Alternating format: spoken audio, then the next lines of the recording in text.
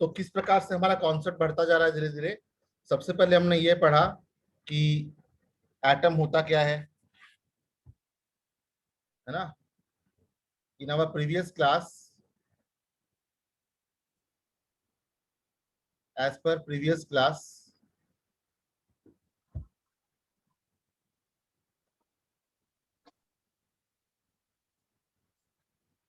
पहले हमने पढ़ा एटम्स क्या होता है, फिर हमने इसका स्ट्रक्चर पढ़ा, फिर हमने इसको ड्रॉ किया, फिर हमने इसका कंपोजिशन पढ़ा, इस क्या क्या चीज से बना हुआ होता है। हमने पढ़ा इलेक्ट्रॉन के बारे में, प्रोटॉन के बारे में, न्यूट्रॉन के बारे में। फिर हमने पढ़ा अरेंजमेंट, किस प्रकार से अरेंज किए हुए हैं, कौन, इलेक्ट्रॉन कहाँ पे, ऑर्बिट में, प्रोटॉन एंड न्यूट्रॉन न्यूक्लियस में। फिर हमने पढ़ा वैलेंस सेल,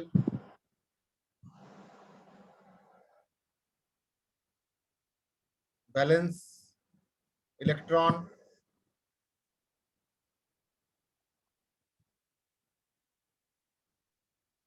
फिर हमने पढ़ा वैलेंसी के बारे में,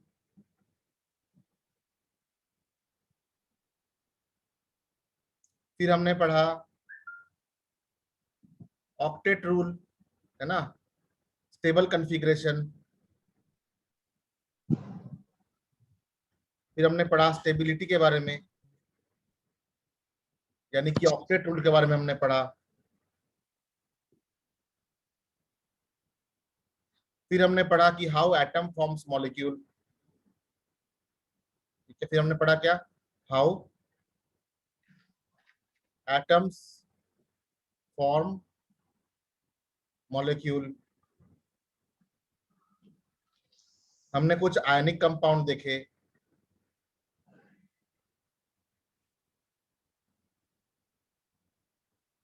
हमने कुछ कोवलेंट कंपाउंड देखे,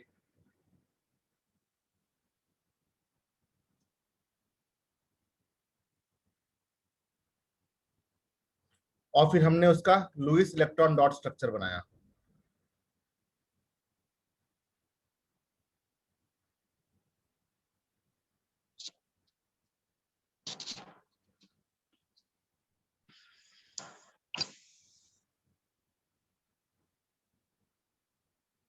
ऑफ मॉलिक्यूल्स। इस प्रकार से हम एटम्स से मॉलिक्यूल तक पहुंचे।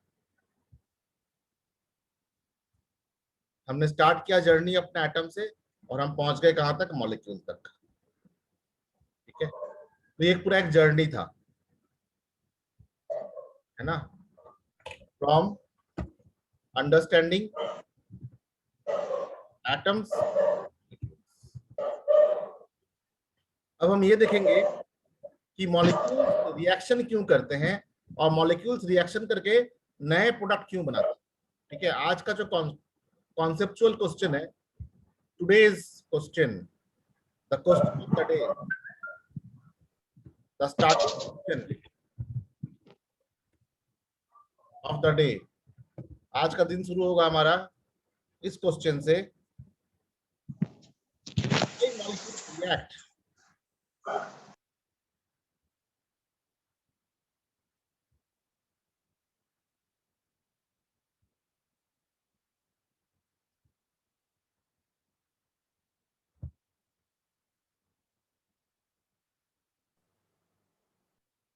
Why molecules react to form new compounds?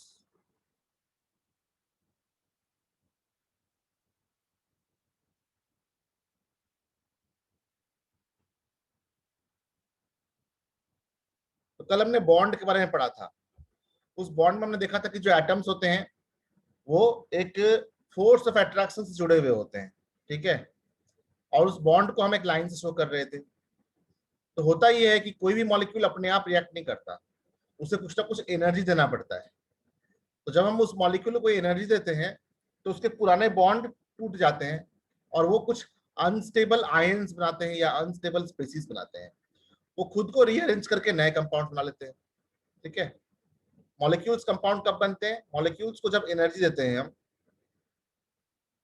जो मॉलिक्यूल्स होते हैं, कोई भी मॉलिक्यूल, जब इसको एनर्जी मिलती है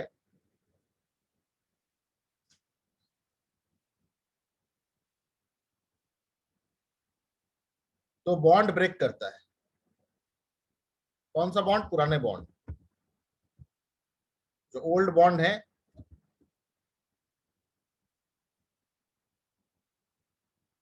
ओल्ड बॉन्ड्स ब्रेक। फिर क्या बनते हैं? फिर बनते हैं ना मॉलिक्यूल ना कंपाउंड, ठीक है। कुछ रिएक्टिव इंटरमीडिएट बनते हैं।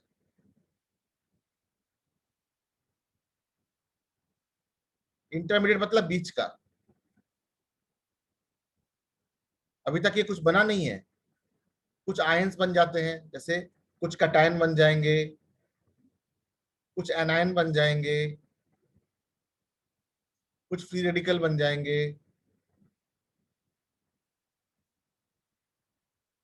और ये अपने आप को फिर से रीअरेंज करते हैं।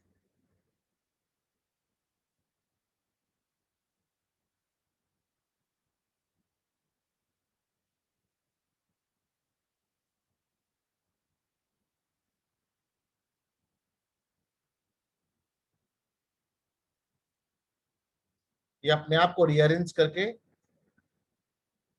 बनाते हैं मोर स्टेबल कंपाउंड,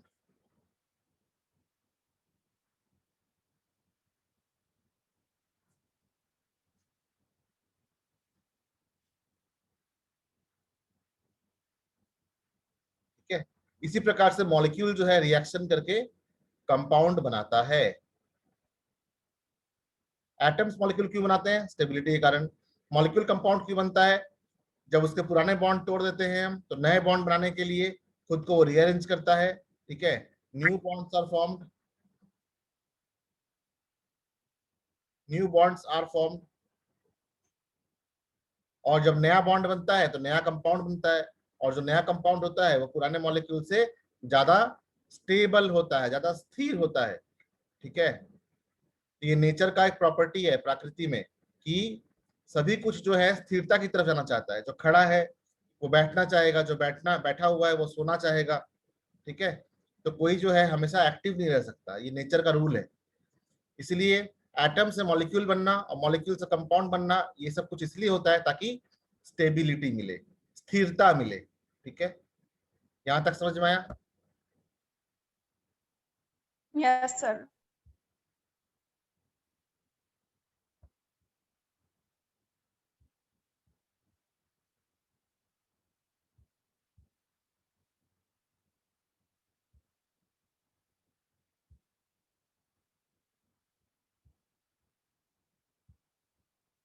आप लोग नोट्स बना रहे हैं रोज का रोज? ऐसा कोई नहीं बताएगा आप लोगों को, ऐसा नोट्स नहीं मिलेगा कहीं पे भी, ठीक है। लाइफ टाइम कहीं पे भी पढ़ लो। ऐसे करके इस सीक्वेंस में कोई नहीं पढ़ा पाएगा आपको। इसलिए मेरे नोट्स को नजरअंदाज मत करना, जरूर से जरूर उतार लेना, ठीक है।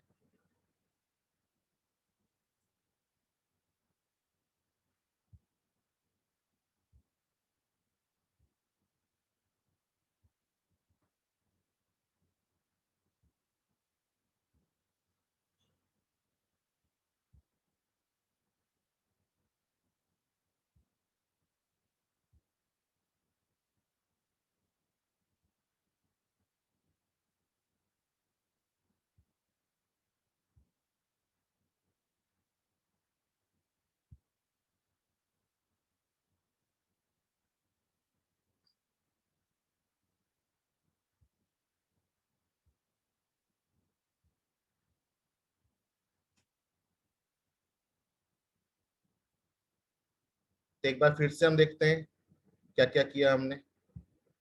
पहले एटम से स्ट्रक्चर बनाया, फिर कंपोजिशन देखा, फिर इलेक्ट्रॉनिक कॉन्फ़िगरेशन लिखा, वैलेंस इलेक्ट्रॉन क्या है जाना, फिर वैलेंसी क्या होता है जाना, वैलेंसी से मॉलिक्यूल बनाना सीखा। ठीक है, ऑक्टेट रूल को अप्लाई किया, फिर मॉलिक्यूल्स कैसे बन रहे थे, या फिर आयनिक बन रहे थे, या फिर कोवलेंट बन रहे थे, और दोनों का फिर हमने लुईस इलेक्ट्रॉन डॉट स्ट्रक्चर बनाया। उसके बाद फिर आज हमने ये सीखा कि किस प्रकार से मॉलिक्यूल जो है रिएक्ट करके कंपाउंड बनाता है। अब आ गए हम टेक्स्ट बुक के फर्स्ट पेज का आसपास कोई टॉपिक में हम आ चुके हैं। ठीक है, जो बेसिक कंसेप्ट से इस चैप्टर को समझने के लिए जो बेसिक कंसेप्ट चाहिए था उसके आसपास हम कहीं आ चुके हैं। थोड़ा सा देर और, एक टॉपिक और कोशिश करना जरा बताने का मुझे कि इसका आंसर क्या होगा, अपने लैंग्वेज में कोशिश करना। What according to you is a chemical reaction?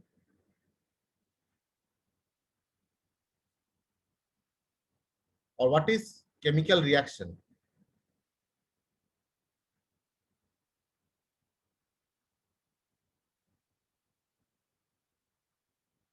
According to you, किताबों की परिभाषा छोड़ दो। अगर मैं तुम्हें पूछूं कि केमिकल रिएक्शन क्या होता है तो कैसे बोलोगे क्या होता है? कुछ भी बोलो, सब सही है, बोलो।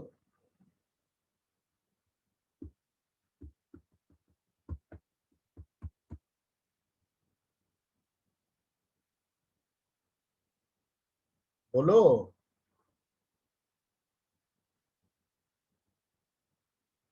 आपके अनुसार केमिकल रिएक्शन क्या होता है? क्या, व्हाट इज केमिकल रिएक्शन?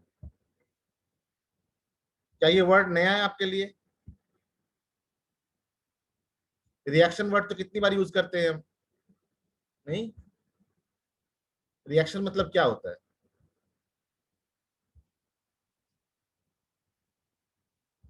गलत सही कुछ भी बोलो, नो प्रॉब्लम। कौन बोलेगा?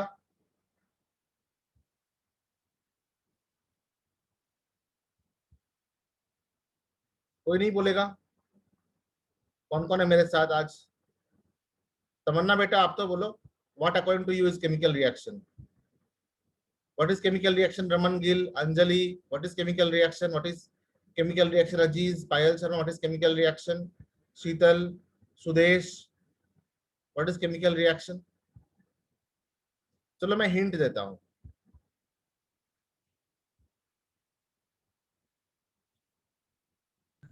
Reaction of two chemicals, two substances to form new chemical. Perfect, बहुत अच्छा आंसर है। ठीक है, इसमें एक नया वर्ड ये आया कि फॉर्मेशन ऑफ न्यू प्रोडक्ट, कुछ नया जब बनता हो, फॉर्मेशन ऑफ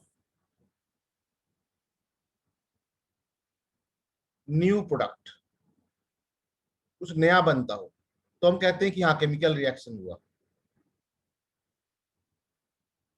अब फॉर्मेशन ऑफ न्यू प्रोडक्ट कैसे हो सकता है? बाय कॉम्बिनेशन हो सकता है कि दो एटम कंबाइन कर जाए, या एक बड़ा एटम टूट जाए,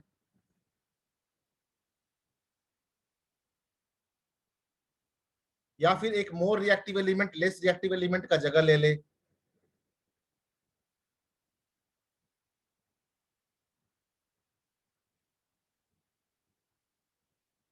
या फिर दो एटम्स में से दोनों आयंस अपने आप को एक्सचेंज कर ले,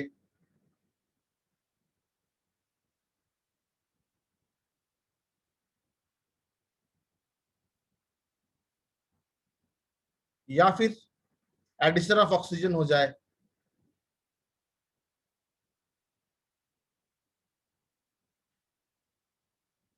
या फिर एडिशन ऑफ हाइड्रोजन हो जाए, या फिर रिमूवल ऑफ ऑक्सीजन हो जाए,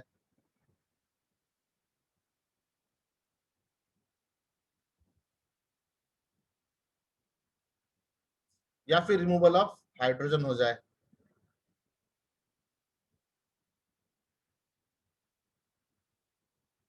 ठीक है, तो इन सबको हम कह सकते हैं केमिकल रिएक्शन। ये तो एक बहुत बड़ा डेफिनेशन हो गया, अब इसको हम छोटा कर देते हैं, ठीक है। मेन पॉइंट ये है कि भाई नया प्रोडक्ट बनता है, ये एकदम सच बात है, जिसने भी कहा बहुत सही कहा कि केमिकल रिएक्शन में कुछ नया बनेगा, और कुछ नया नहीं बना तो केमिकल रिएक्शन नहीं हुआ। ये एकदम सही बात कहा जिसने भी कहा, बाकी तो मैंने जोड़ दिया, ठीक है। तो अगर शॉर्ट कर इस डेफिनेशन को तो क्या होगा, ये एक प्रोसेस है, it is a process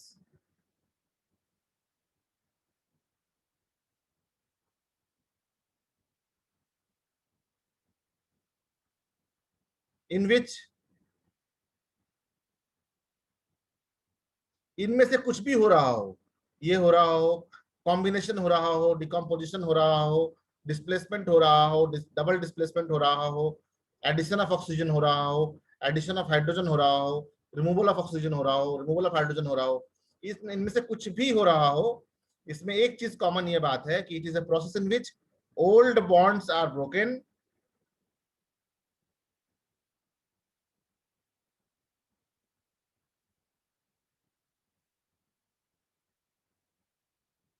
and new bonds are formed and new bonds are formed। पुराने बॉन्ड टूट जाते हैं और नए बॉन्ड बन जाते हैं। एग्री करते हो सभी कोई? You all agree with this, है ना? Yes sir. दूसरा स्टेटमेंट जो है फर्स्ट स्टेटमेंट का छोटा रूप हो गया।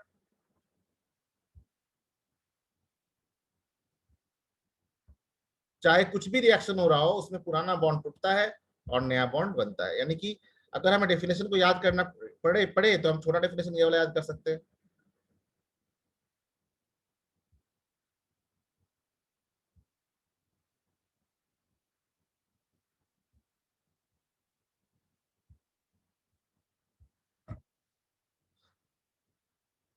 ऐसा होने पे क्या होता है कि एक बार ओल्ड बॉन्ड टूटने के बाद रिकम्बिनेशन होता है एटम्स का, तो केमिकल रिएक्शन को हम कॉम्बिनेशन ऑफ एटम्स भी बोल सकते हैं, ठीक है, लॉ ऑफ केमिकल कॉम्बिनेशन। तो केमिकल रिएक्शंस ओबे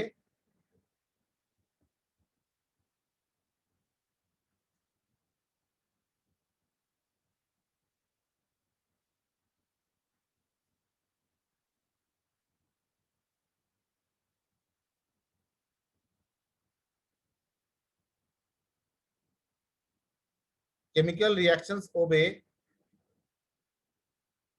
some laws of chemical combination।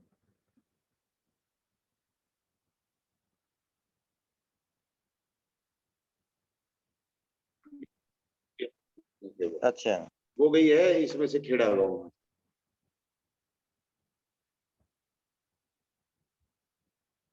तो ये जो लॉ ऑफ केमिकल कॉम्बिनेशन है, यहां से हमारा ये चैप्टर स्टार्ट होता है। तो यहां तक लाने के लिए मुझे आप लोगों को एटम्स बताना पड़ा, मॉलिक्यूल्स बताना पड़ा, और थोड़ा मोड़ा केमिकल रिएक्शन के बारे में बताना पड़ा, ठीक है। कि जब भी केमिकल रिएक्शन होता है तो ये कुछ लॉज ओबे करते हैं, जिसमें से एक छोटा सा लॉ देखो, चाहे कोई भी केमिकल रिएक्शन हो रहा हो, लेफ्ट हैंड साइड में जितने एटम्स हैं, राइट हैंड साइड में उतने ही एटम्स होंगे। यानी कि no new atoms are formed in any chemical reaction, ठीक है।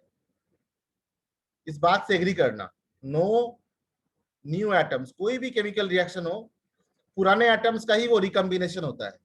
नो न्यू एटम्स, कभी कोई नया एटम पैदा नहीं होता। Are formed, no new atoms are formed during any chemical reaction। क्योंकि अगर मान लो कि हर एक केमिकल रिएक्शन में एक नया एटम पैदा हो जाए तो यूनिवर्स का वेट बढ़ने लगेगा, क्योंकि हमेशा यूनिवर्स में रिएक्शन चल ही रहा है। और अगर नए नए एटम बनते जाएं तो क्या होगा, पूरा यूनिवर्स का वजन बढ़ता जाएगा। लेकिन law of conservation of mass के तहत जो मास है, ना वो हम क्रिएट कर सकते हैं और ना मास को हम डिस्ट्रॉय कर सकते हैं। टोटल मास यूनिवर्स का कांस्टेंट रहता है, ठीक है, इसको हम एक और लैंग्वेज में लिख सकते हैं इस प्रकार से,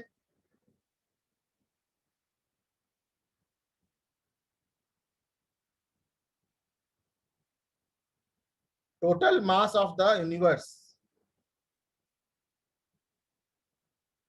total mass of the universe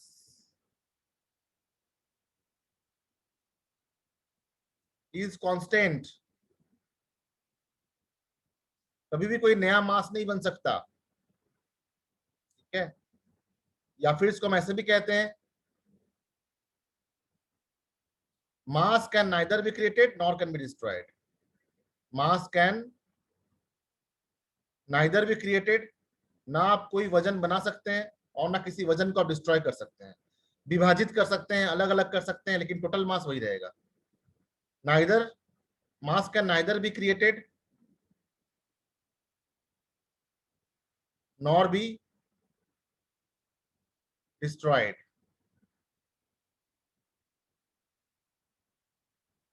इसी को केमिस्ट्री के रूप में हम एग्जांपल में देखते हैं, ठीक है। जैसे कि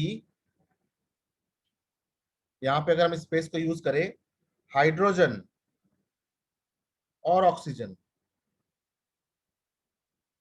ये कंबाइन करके, ऐसे तो नहीं कंबाइन करता, हमें क्या करना पड़ता है, एनर्जी देना पड़ता है, ये बनता है H2O। फिर हम क्या करते हैं, बैलेंस करते हैं। जितने एटम लेफ्ट हैंड साइड में है, यहाँ पे 2 एटम है, यहाँ पे हमें 2 करना पड़ेगा। तो इसको 2 करने के लिए हम 2 के नीचे 2 नहीं लिख सकते, O के नीचे 2 नहीं लिख सकते हैं। O के नीचे अगर हम 2 लिखेंगे तो मॉलिक्यूल का नाम कुछ और हो जाएगा, बट लेकिन इसको 2 करने के लिए हम इसको पूरे मॉलिक्यूल को 2 से मल्टीप्लाई कर सकते हैं। अब हाइड्रोजन 4 हो गए, तो इसको भी 2 से मल्टीप्लाई करेंगे। अब देखो, इस तरफ जितना भी वेट है, इस तरफ उतना ही वेट होगा। यहाँ पे कितने हैं, 4U हाइड्रोजन का प्लस एक ऑक्सीजन का 16, 2 ऑक्सीजन 32, तो कितने हो गए, 36 हो गए। इस तरफ 36U, U लेंगे यूनिफाइड मास, क्योंकि हम यहाँ पे मॉलिक्यूल्स लिए हुए हैं, एक मोल मॉलिक्यूल्स नहीं ले रहे हैं, ठीक है, यूनिफाइड मास। और यहाँ पे ग्राम ले लो, कोई दिक्कत नहीं है, ज्यादा समझ में दिक्कत होती है तो ग्राम ही समझो।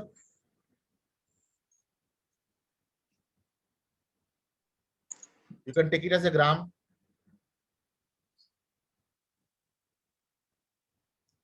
और यहाँ पे अगर ले तो एक हाइड्रोजन का 2, एक ऑक्सीजन का 16,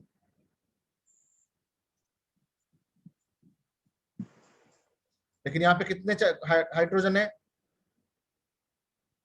4, तो यहाँ पे एक और 2 हो जाएगा, और एक ऑक्सीजन का 16, इसका 2,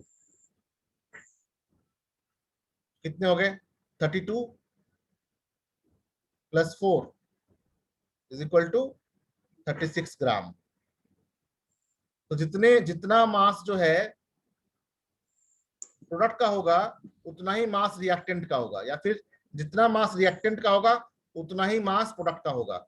मास को ना हम क्रिएट कर सकते हैं और ना हम मास को डिस्ट्रॉय कर सकते हैं, ठीक है। ये था आपका लॉ ऑफ केमिकल कॉम्बिनेशन का फर्स्ट लॉ। अब हम आपके टेक्स्ट बुक के लॉज में आएंगे, जिसमें कि 3 लॉ दिए हुए हैं। इस 3 लॉ तक आने के लिए मुझे आपके बेसिक्स को थोड़ा छेड़ना पड़ा, ठीक है। अब आपके टेक्स्ट बुक को खोलते हैं थोड़ी देर के लिए एक बार।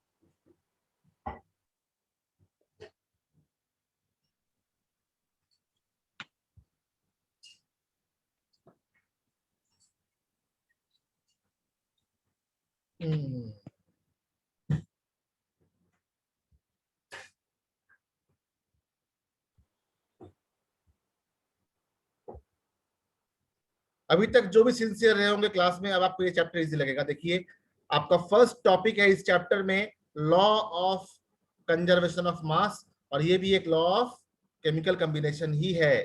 ये लॉ ऑफ केमिकल कॉम्बिनेशन के का पहला लॉ है, law of conservation of mass, जो मैं आपको बता रहा था अभी। ठीक है,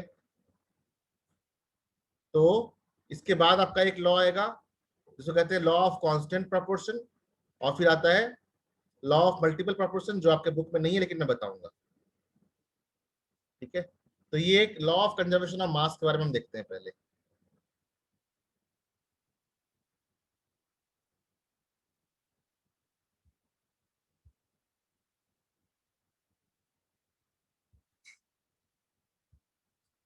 now from your text book, अब हम आपके टेक्स्ट बुक में आते हैं। फ्रॉम योर टेक्स्ट बुक, है ना। टॉपिक 1, क्या टॉपिक है? लॉ और laws of chemical combination.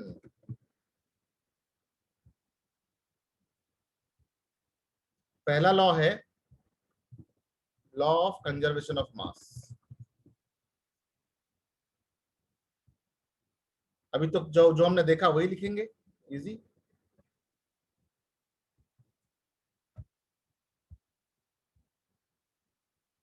In any chemical reaction,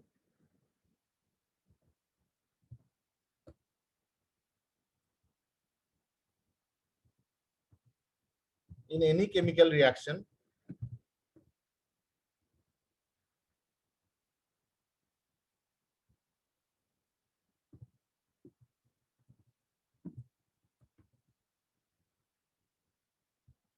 in any chemical reaction, the number of atoms taking part as reactant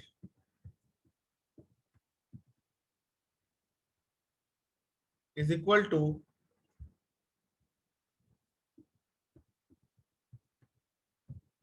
the number of atoms in the products formed. इसको ऐसे भी लिख सकते हैं, the total mass of the reactants in the left hand side of balanced chemical reaction is equal to the total mass of the reactant of the product formed in the right side of the balanced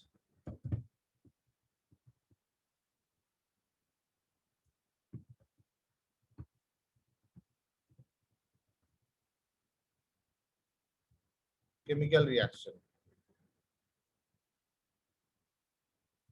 ठीक है, इसका example देखते हैं कुछ यहाँ पे।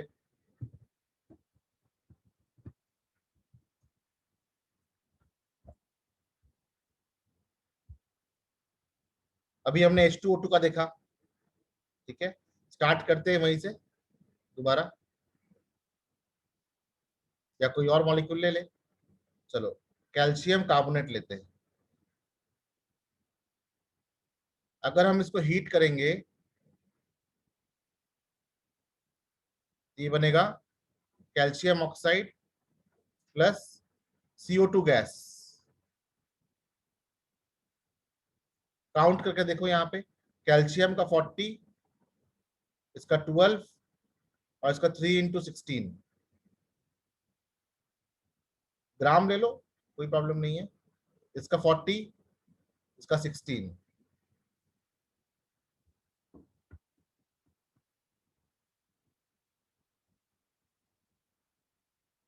इसका 12, इसका 2 × 16।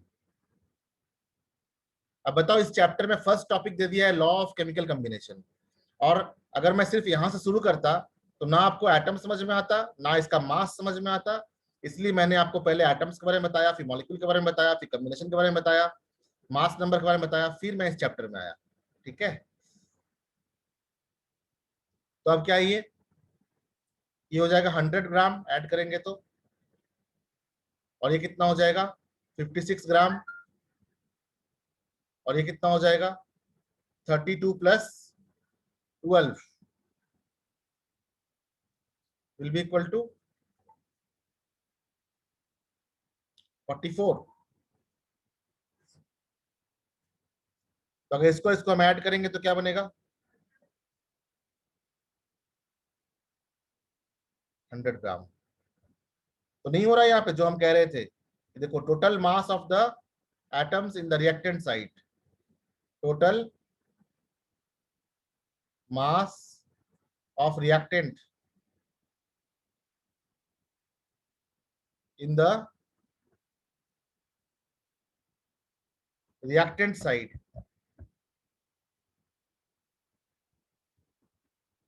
or left hand side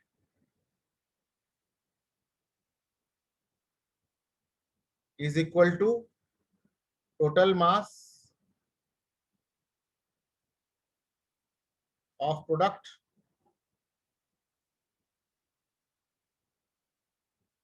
in right hand side।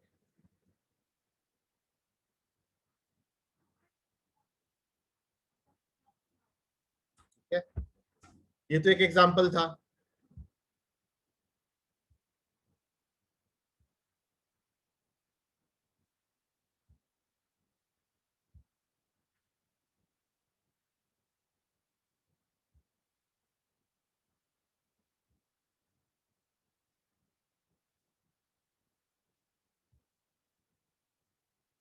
ठीक है, ये समझ में आ गया अच्छे से।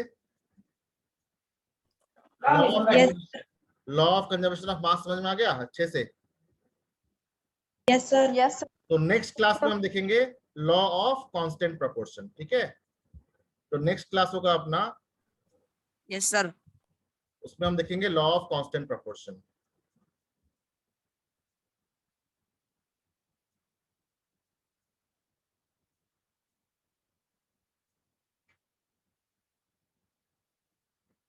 ये बहुत ही ऑब्वियस सी बातें हैं, इसको लॉ बना के लिखा हुआ है। ठीक है, पढ़ लो तो कुछ भी नहीं, और ना पढ़ो तो बहुत कुछ।